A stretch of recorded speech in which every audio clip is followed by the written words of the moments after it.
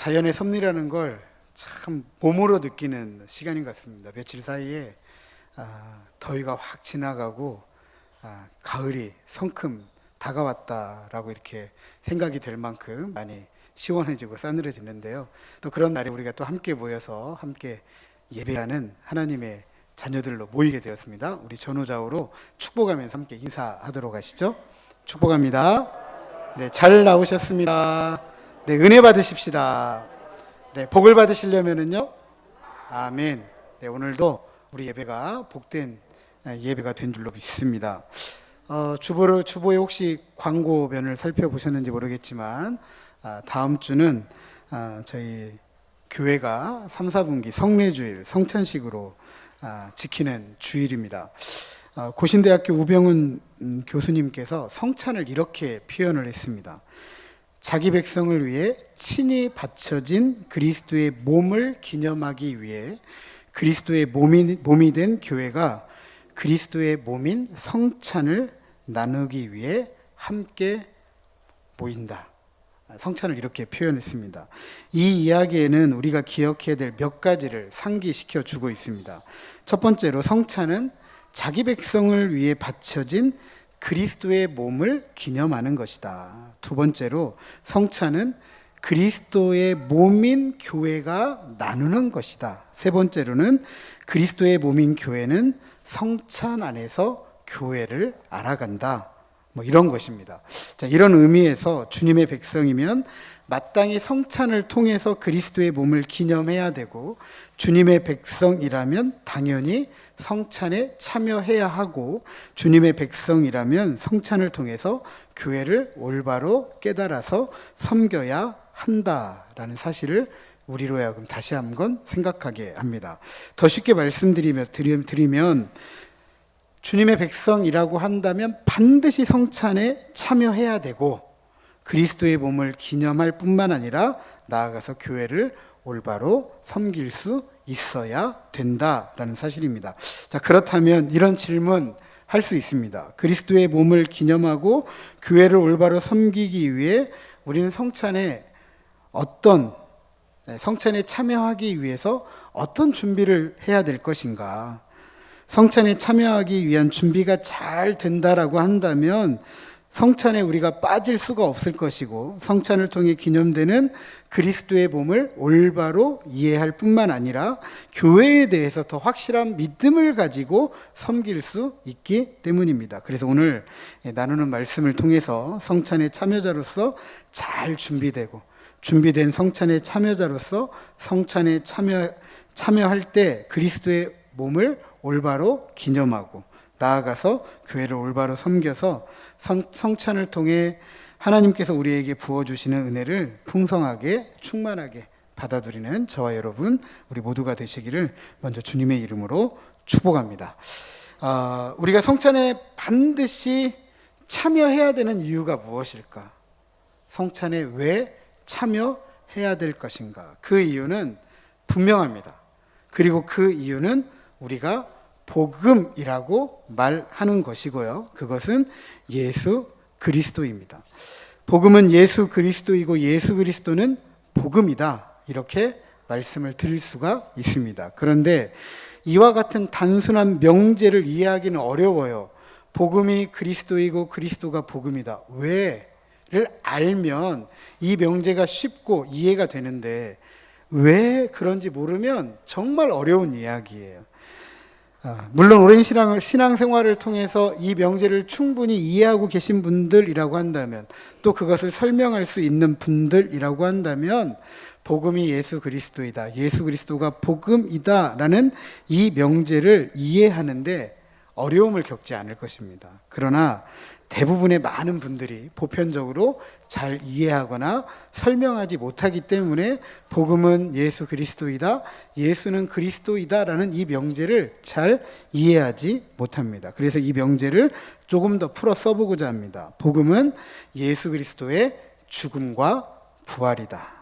이렇게 조금 풀어 이야기하면 이해가 좀 되실 줄로 압니다. 예수 그리스도의 죽음과 부활이 왜 복음인가? 그것은 자기 백성의 죄에 대한 예수 그리스도의 십자가의 죽음이고 또 죄와 사망의 권세에 대한 승리, 즉 예수 그리스도의 부활을 통해서 우리에게 하늘의 생명이 주어졌기 때문입니다. 예수 그리스도 안에서 죽음에서 생명의 선물이 우리에게 주어졌기 때문에 복음이다, 기쁜 소식이다 라고 말하는 것입니다. 그리고 이 기쁜 소식을 우리가 믿음으로 받아들일 때 주님의 백성, 주님의 자녀가 되는 것이고 그분의 백성, 자녀에게 하늘의 생명이 허락이 되는 것입니다. 자, 그런데 예수님의 죽음이 우리가 어떤 것인지를 잘 이해하지 못하는 것 같아요. 예수님께서 고난당하셨다, 고통당하셨다, 무자비하게 채찍질을 당하셨다, 그 채찍에 의해서 살점이 찢기셨다, 자기 백성들로부터 조롱당하셨다, 침뱉음을 당하셨다, 뺨을 맞으셨다, 손과 발에는 못이 박히고 옆구리에는 창이 찔렸다, 그리고 물과 피를 다 쏟으시고 십자가 위에서 죽으셨다. 이거 우리 다 알고 있는 이야기입니다. 이거 모르시는 분들은 아마 없을 것입니다. 또한 예수님의 부활이 우리에게 어떤 효과가 있는지 잘 알지 못합니다. 단지 예수님이 다시 오시는 날에 우리의 몸과 영혼이 하나가 되어서 그분의 부활에 동참한다. 그리고 우리가 천국 간다. 저 하늘나라에서 하나님과 함께 산다. 이 정도 이해하시는 것 같습니다. 그러다 보니까 예수님의 죽음과 부활이 복음이라는 사실이 우리에게 큰 기쁨으로 다가오지 않습니다. 단지 나를 사랑해서 십자가에 죽임당하신 예수님에 대한 연민, 불쌍함, 이 정도. 그거에 의한 어떤 슬픔, 그래서 흐느끼거나 눈물을 흘리거나, 그래서 성찬에 참여하고, 그래서 한국의 성찬식은 제가 언젠가도 말씀드렸지만 장례식과 같다. 이런 말씀을 드린 적이 있습니다. 하지만 앞서 말씀드린 것처럼 성찬은 복음에 참여하는 거예요. 장례식에 참여하는 것이 아니라 하늘의 생명잔치에 참여하는 것입니다. 그러기에 복음에 참여하기 때문에 우리는 성찬에 반드시 참여해야 합니다. 복음은 예수 그리스도의 죽음과 부활로 우리의 죄에 대한 절망적인 죽음과 하늘의 생명이 우리에게 주어졌기 때문에, 그것도 받을 수 없는 이들이 거저 받았기 때문에, 선물로 받았기 때문에 참여하는 것입니다. 이 진리에 대해서 믿음으로 받아들이는 그분의 백성들, 자녀들이 이 선물을 가지고 이 땅에서 하늘의 삶을 살아가는 것입니다. 이처럼 하늘의 생명을 가진 하나님의 백성들, 하나님의 자녀들은 반드시 성찬에 참여해야 합니다. 자, 앞서 성찬이 복음에 참여하는 것이다. 복음에 참여하는 것은 예수님의 죽음과 부활로 인해 주어진 그분의 죄에 대한 죽음, 그리고 하늘의 생명을 선물로 받는 것이다 라고 말씀을 드렸습니다. 그런데 우리는 예수님의 죽음과 부활을 충분하게 이해하거나 설명하지 못한다고 말씀을 드렸습니다. 이에 대해서 성찬은 예수님의 죽음이 어떤 것인지, 그리고 그분의 부활이 우리에게 주는 하늘의 생명이 무엇인지를 설명해주고 이해하도록 하는 수단이 됩니다. 성찬에는 두 가지 재료가 사용이 됩니다. 무엇과 무엇이죠? 한 번도 안 해보신 것처럼 왜 그러십니까? 성찬에는 두 가지 재료가 쓰이잖아요. 뭐가 쓰이죠? 하나는 떡이고 하나는 포도주입니다. 물론 우리는 카스테라 빵을 쓰고 때로는 포도 주스도 쓰기도 하고 포도주를 쓰기도 합니다. 어떤 분들은 또 이렇게 표현하시더라고요. 교회에서는 술을 안 마시니까 포도즙을 쓰신다고 하시는데, 다 우리 발효된 거 드시잖아요. 그렇죠? 굳이 포도즙이라고 안 쓰셔도 될 것 같습니다. 예수님이 포도주를 쓰셨는데 굳이 포도즙이라고 이렇게 말하지 않아도 될 것 같아요. 두 가지를 씁니다. 어쨌든 떡과 포도주. 떡과 포도주가 우리 앞에 놓일 때 우리는 이 떡과 포도주에 대해서 무엇인가를 결정을 해야 돼요. 이 떡과 포도주를 어떤 의미에서 어떻게 받아들일 것인가?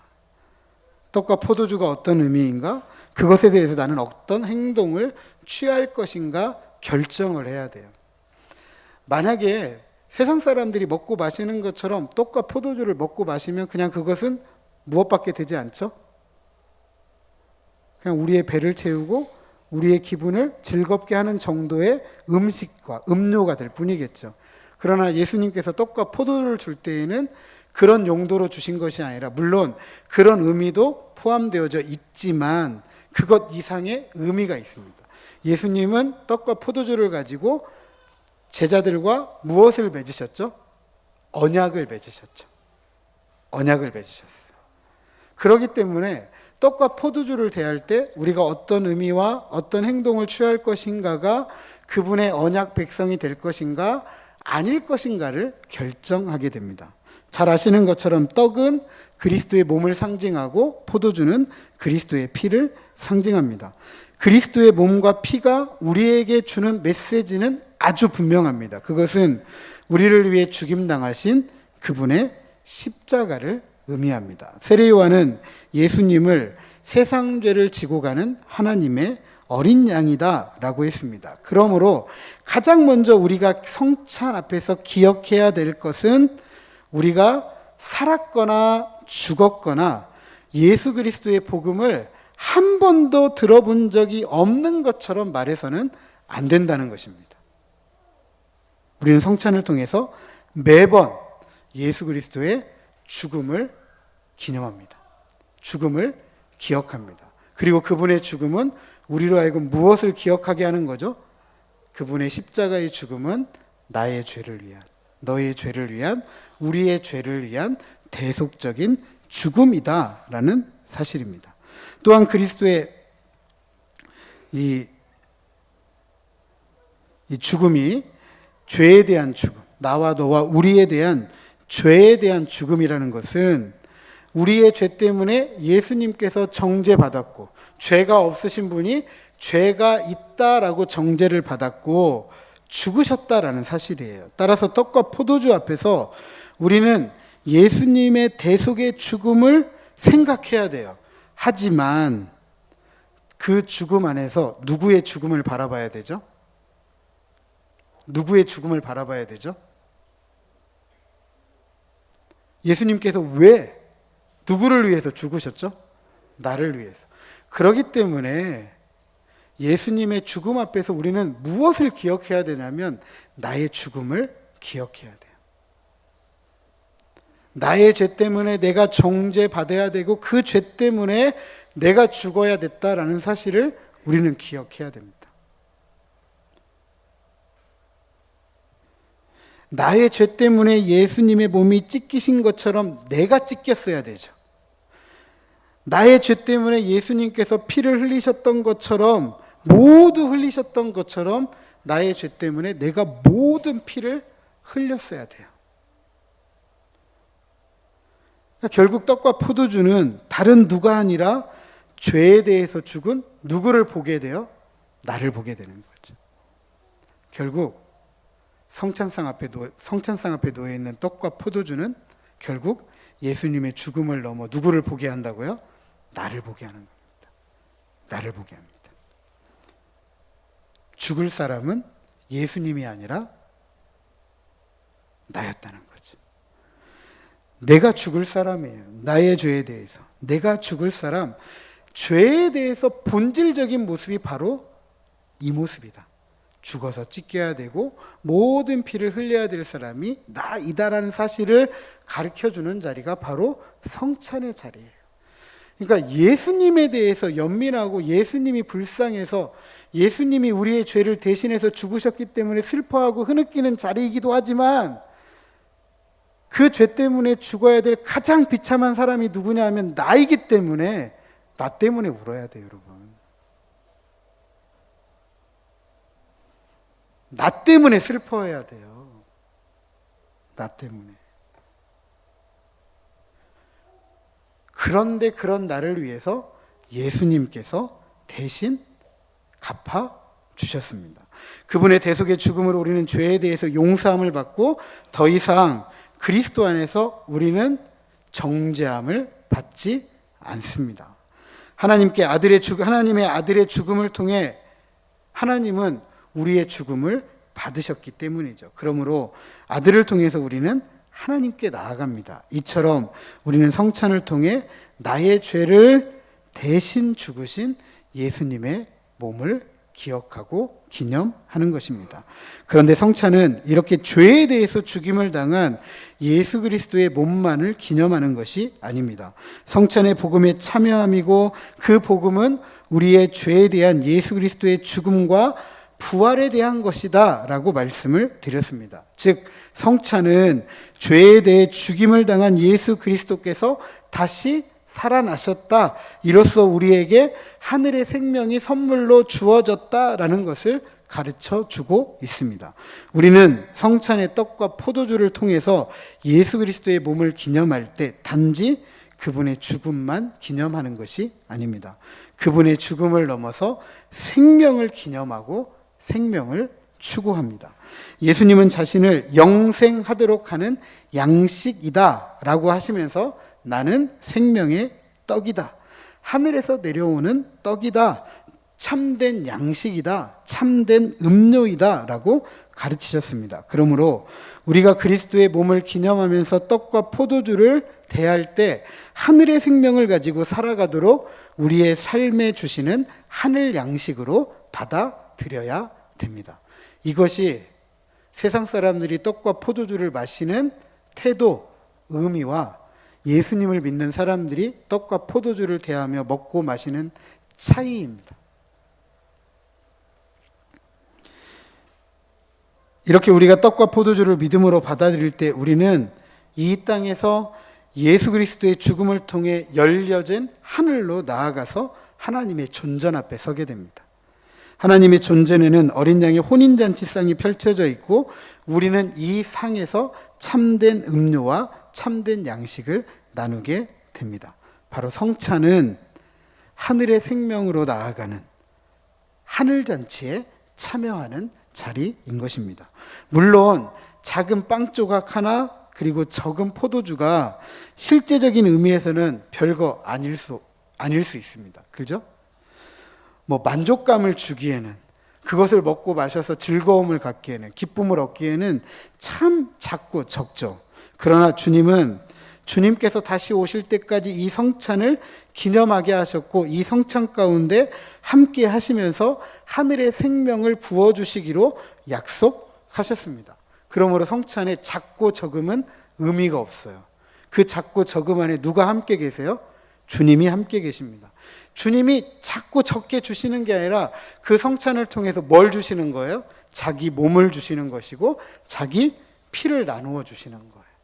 그것도 조금 나누어 주시는 게 아니라 자신의 모두를 내어주시는 자리가 바로 성찬입니다. 따라서 우리는 성찬에 함께 참여해서 하늘의 생명을 부어주시는 그분의 은혜를 기대하면서 성찬에 참여해야 됩니다. 하나님의 존전 앞에 펼쳐진 어린 양의 혼인잔치상에 참된 양식, 참된 음료를 충만하게 풍성하게 받아들이면서 이 땅에서 저 하늘의 양식을 가지고 하늘 생명을 가지고 하늘의 삶, 하나님 나라의 삶을 살아가게 되는 것입니다. 하지만 그리스도의 몸과 피를 기념하는 성찬, 그리고 하늘에 약속된 생명의 성찬에 모두가 참여할 수 있는 것은 아닙니다. 어떤 사람들은 성찬을 받지 못하게 해야 되는 경우가 있습니다. 성찬을 받을 사람이 있고 받지 못할 사람이 있다라는 것이죠. 또 이런 경우를 가르치고 이것을 이해하는데 어려움을 겪기도 해요. 그 작고 적은 것 좀 주면 어때? 이렇게 말씀하시는 분들이 있지만 작고 적음의 문제가 아니라 예수 그리스도 전부를 주고받는 것이기 때문에 받을 수 있는 사람이 있고 받지 못할 사람이 있다라는 것입니다. 그래서 우리는 이런 경우를 배워야 하고 또 알아야 되고 깨달아야 되고, 그래서 올바로 그리스도의 몸과 피를 기념하는 성찬에 참여해야 됩니다. 첫째로 성찬은 누구를 위한 것이죠? 누구에게 베풀어 주는 거죠? 교회에 베풀어 주는 겁니다. 교회에 속하지 않은 이들은 성찬에 참여할 수가 있다 없다? 없다라는 것입니다. 그리스도의 몸과 피를 알지 못하는 이들은 그리스도의 몸과 피를 기념할 수가 없어요. 떡과 포도주가 뭔지를 모르는데, 어떤 의미인지를 모르는데 어떻게 그 의미를 알고 올바로 참여할 수 있겠느냐는 것이죠. 그리스도의 몸과 피를 아는 교회만이 성찬에 참여해서 그분의 죽음을 기념하고 하늘의 생명을 나눌 수 있는 것입니다. 따라서 믿지 않는 사람들은 참여할 수가 없습니다. 또한 교회는 교회 안에서도 성찬에 참여할 수 있는 이들과 참여할 수 없는 이들을 구별합니다. 교회는 교인을 크게 세 부류로 나눕니다. 첫 번째는 원입교인, 두 번째는 학습교인, 세 번째는 세례교인입니다. 원입교인은 교회에 등록하신 분을 원입교인이라고 해요. 교회에 등록하신 분. 또 교회에 등록하셔서 어느 정도 일정 신앙생활을 하시다 보면 이분은 앞으로 세례를 받을 만한 분이다 라고 인정이 될 때 교회에서 학습, 공부를 시켜요. 신앙교육을 시킵니다. 그래서 이렇게 신앙교육을 받은 분을 학습교인이라고 이야기합니다. 그리고 학습교인이 되어가지고 교회에서 이제 이분은 우리의 교회의 정식 회원으로 받아들일 만한 분이다라고 인정이 될 때 세례 교육을 통해서 세례를 받게 합니다. 이 분을 세례교인이라고 하고, 세례를 받은 이 교인을 교회의 정식 회원으로 입회했다라고 해서 입교교인이라고 합니다. 그래서 세례받아 입교하게 됩니다. 세례는 굉장히 중요합니다. 왜냐하면 교회 앞에서 나는 이제 예수님을 나의 구주로 믿고 주님을 믿는 이 믿음을 가지고 주님의 몸된 교회를 섬기는 한 회원으로 살아가겠습니다라고 고백하는 시간이기 때문에 그래요. 그리고 앞서 먼저 교회에 회원된 분들은 그분의 고백을 함께 듣고 증인이 되어주는 거예요. 그래서 이분을 우리 교회의 정식 회원으로, 입교 교인으로 받아들이는 예식이 바로 세례식입니다.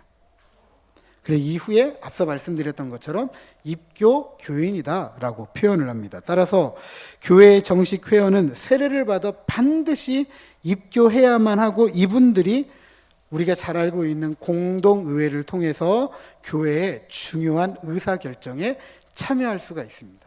다시 말씀드리면 공동의회에 참여해서 의사결정을 할 수 있는 분들이 성찬식에 참여할 수가 있는 것입니다.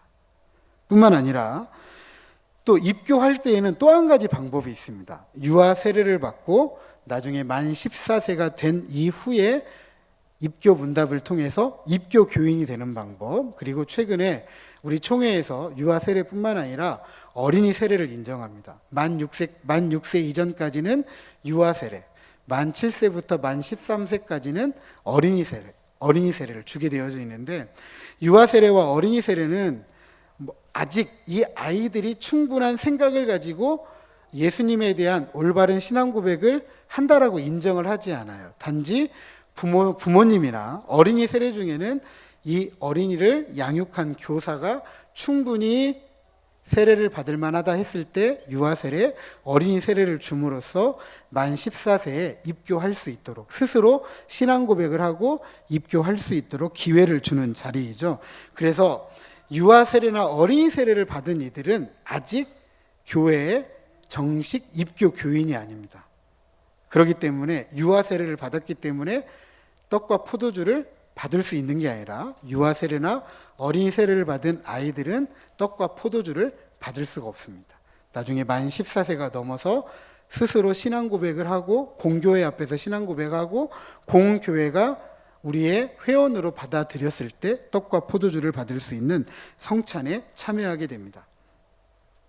그러므로 아직 세례를 받지 않아서 입교하지 못하신 분들이 있다라고 한다면 내가 하나님의 백성이 되었다. 내가 하나님의 자녀 되었다라는 것을 교회 앞에서 고백하고 세례받고 입교해서 성찬에 참여해서 그리스도의 몸을 기념하고 하늘의 생명에 참여하고 교회를 세워가는 일에 함께 협력할 수 있어야만 할 것입니다. 자, 두 번째로 성찬에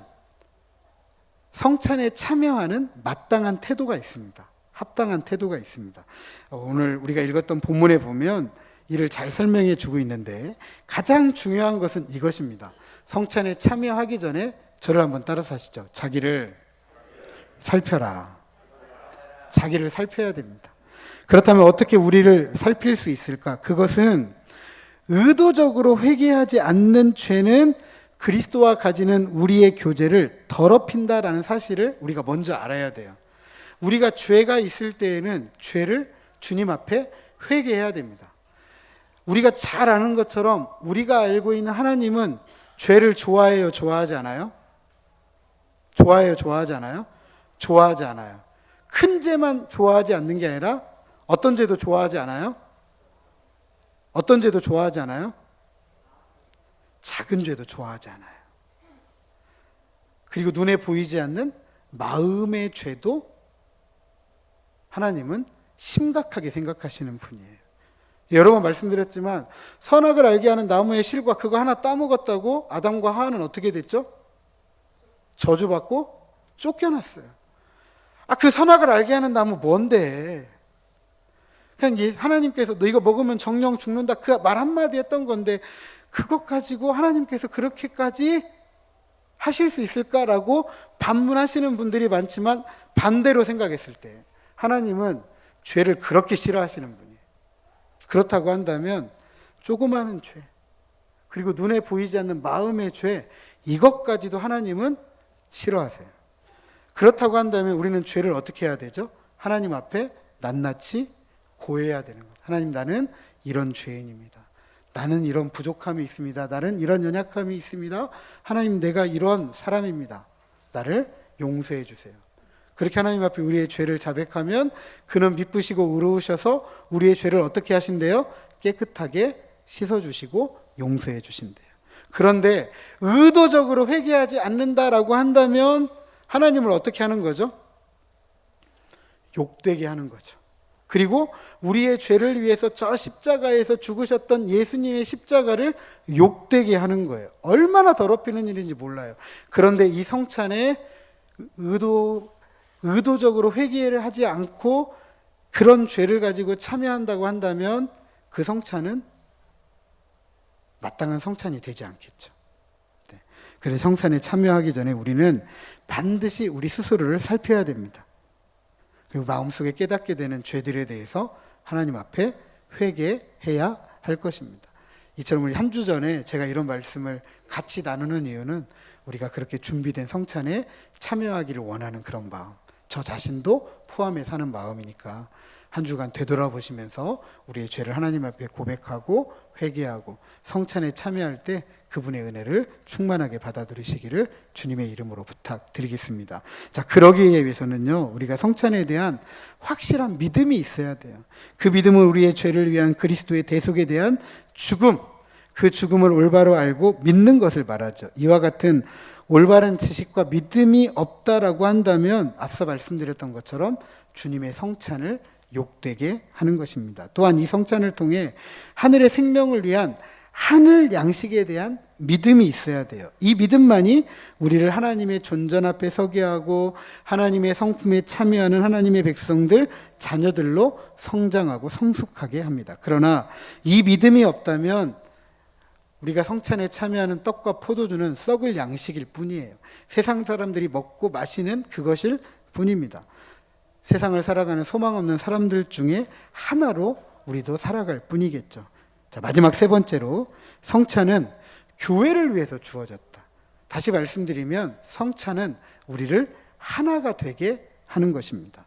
즉 성찬은 교회의 영적인 연합, 진정으로 우리가 영적으로 하나가 되었다라는 것에 참여하게 함으로써 우리가 하나다라는 것을 눈으로 확인합니다.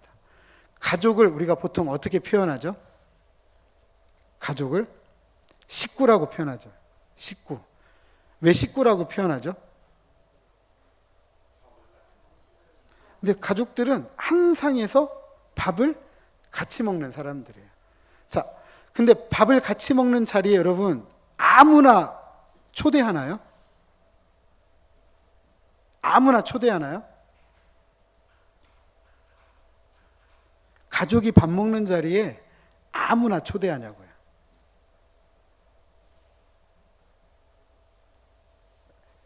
초대하시는지 초대하지 않는지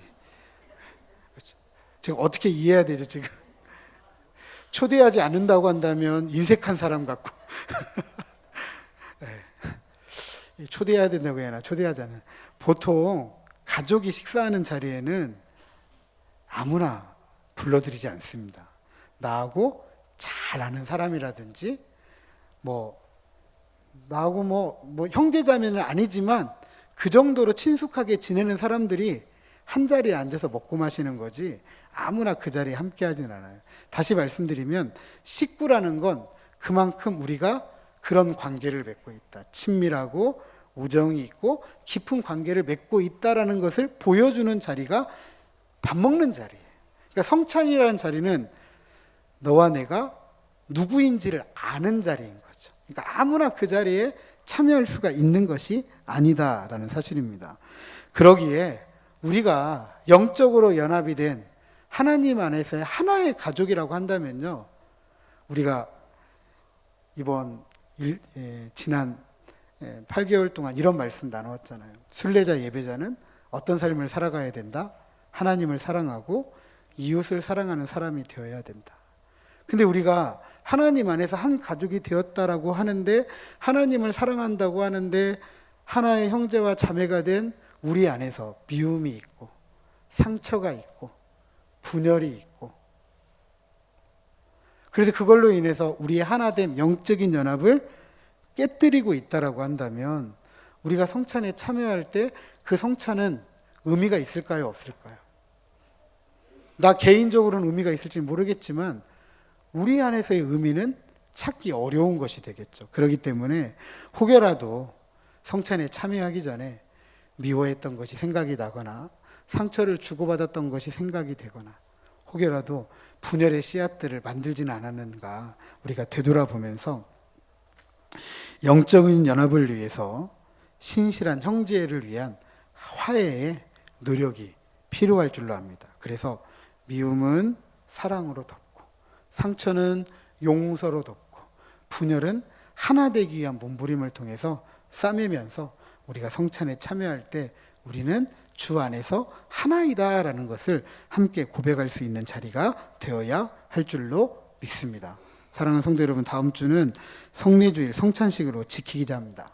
예식을 위해서 성찬의 이해, 참여에 대한 이해를 좀 나누었습니다. 이 말씀을 우리가 한 번 더 생각해보고 또 생각해보면서 준비된 성찬에 꼭 참여하시고 그리스도의 몸인 교회에서 그리스도의 몸을 함께 기념하고 또 그리스도의 몸을 신실하게 세워가면서 저 하나님 나라의 풍성함을, 충만함을 우리 모두가 함께 받아들이는 저와 여러분 우리 모두가 되시기를 주님의 이름으로 축복합니다.